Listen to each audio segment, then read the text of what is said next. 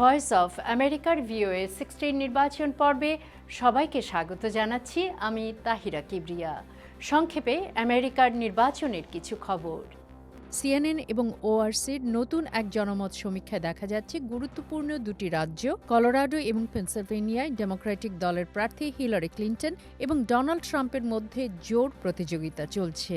Trump হিলারির চাইতে 42-41% এগিয়ে আছেন। ওদিকে পেনসিলভেনিয়ায় ক্লিন্টন ট্রাম্পের চাইতে 45-44 অর্থাৎ 1 পয়েন্টে এগিয়ে আছেন।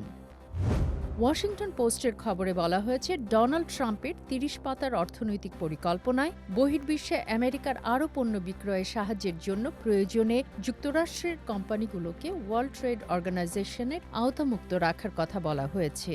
সেখানে কর হ্রাস, তেল উত্তোলন এবং শিল্প খাতে বিধি নিয়ম শিথিল করাও অন্তর্ভুক্ত রয়েছে।